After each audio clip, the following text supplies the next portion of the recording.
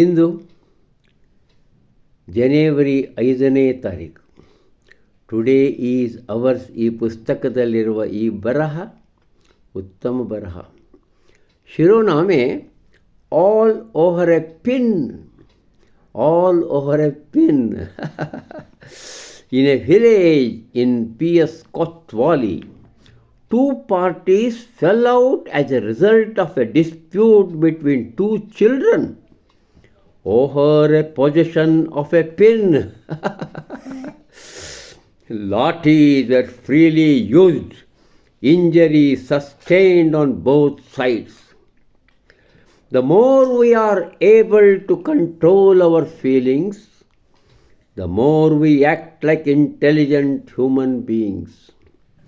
Rather than merely avoid losing our temper, which is a negative procedure at best, we should strive to show a friendly understanding and a consideration for others, even when they have done things to irritate us.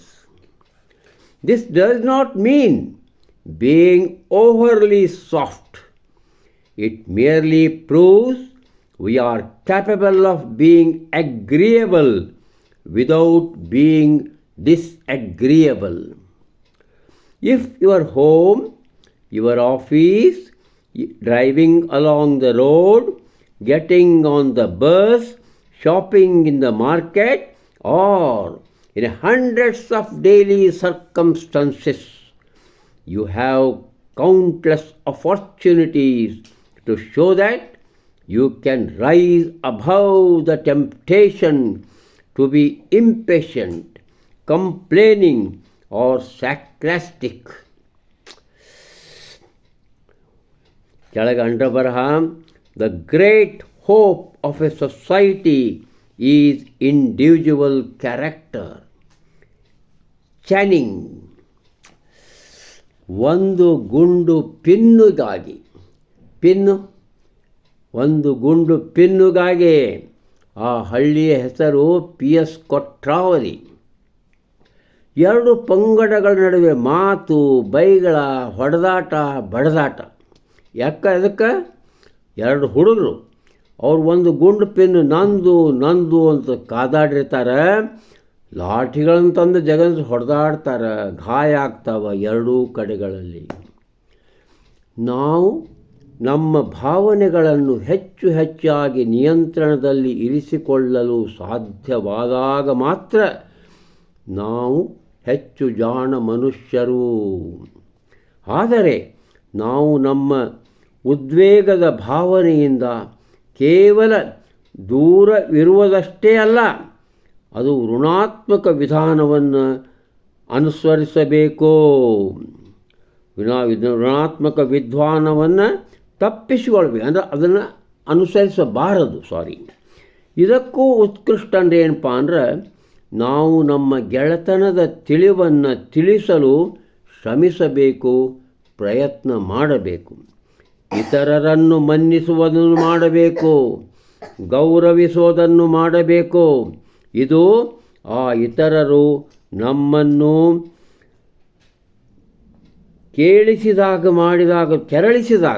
ನಮ್ಮನ್ನು ಕೆರಳಿಸಿದಾಗಲೂ ಸಹ, ನಮ್ಮನ್ನು ರೇಗಿಸಿದಾಗಲೂ ಸಹ ನಾವು ಅವರನ್ನು ಮನ್ನಿಸುವುದನ್ನು ಮಾಡಬೇಕು. ಇದರರ್ಥ ಅತಿಯಾಗಿ ಮೆತ್ತಗೆ ಇರಬೇಕು ಅಂತ ನಾನು ಹೇಳೋದಿಲ್ಲ ಅಂತ ಮಾಡಿಸೋರು. ಕೇವಲ ಇದನ್ನು ಸಿದ್ಧ ಮಾಡಿ ತೋರಿಸುತ್ತದೆ. ಏನನ್ನು ಅಂತೀರಾ? ನಾವು ಒಪ್ಪಲಾಗದ, ಅಸಮ್ಮತಿಯ ಭಾವದ ಆಗಿದ್ದರೂ ಸಹ ಸಮ್ಮತಿಸುವವರಾಗಿರುತ್ತೇವೆ ಅಂತ ತೋರಿಸಬೇಕು. ನಿಮ್ಮ ಮನೆಯಲ್ಲಿ, ನಿಮ್ಮ ಕಚೇರಿಗಳಲ್ಲಿ ಹಾಗೂ ನಿಮ್ಮ ರಸ್ತೆಗುಂಟ ವಾಹನಗಳನ್ನು ಚಲಾಯಿಸುವಾಗ, ಬಸ್ಸು ಹತ್ತುವಾಗ, ಮಾರುಕಟ್ಟೆಗಳಲ್ಲಿ ಸಾಮಾನು ಕೊಳ್ಳುವಾಗ, ಹಿಂಗೆ ನೂರಾರು ಸಂದರ್ಭಗಳಲ್ಲಿ ನಿಮಗಾಗಿ ಅಸಂಖ್ಯಾತ ಅವಕಾಶಗಳಿರುತ್ತವೆ. ಏತಕ್ಕಾಗಿ ಗೊತ್ತೇ? ನೀವು ನಿಮ್ಮ ಅಸಮಾಧಾನದ, ದೂರುವ ಅಥವಾ ವಿಷಣ್ಣ ಭಾವದ ಒಂದು ವಿಷಣ್ಣ ಭಾವದ ಒಂದು ಪ್ರವೃತ್ತಿಯನ್ನು ಬಿಟ್ಟು ಮೇಲೆ ಎತ್ತರಕ್ಕೆ ಎದ್ದು ಬದುಕಬೇಕು ಅಂತಾರೆ ಮಾರ್ಕ್ಸವರು. ಕೆಳಗಡೆ ಆ ಚಾನಿಂಗ್ ಅಂತ ಅಮೇರಿಕನ್ ಮಹಾಶಯ, ಆತ ನಮ್ಮ ಕಾಲಕ್ಕೆ ಹಿಂದಕ್ಕಿದ್ದಂಥ ಇರುವ ಮನುಷ್ಯ. ಆತ ನಟ, ಅಮೇರಿಕಾದ ನಟ ಮತ್ತು ಸಿನಿಮಾ ಪ್ರೊಡ್ಯೂಸರ್. ಆತ ಹೇಳ್ತಾನೆ, ಸಮಾಜದ ಮಹಾನ್ ಭರವಸೆ ಯಾವುದದ ಅಂದ್ರೆ ಅದು ಪ್ರತಿ ವ್ಯಕ್ತಿಯ ನಡತೆ, ಪ್ರತಿ ವ್ಯಕ್ತಿಯ ಚಾರಿತ್ರ್ಯ, ಇದು ಸಮಾಜದ ಮಹಾನ್ ಭರವಸೆ ಅಂತ ಹೇಳ್ತಾನೆ. ಅದು ಎಲ್ಲರಿಗೂ ನಮಸ್ಕಾರ.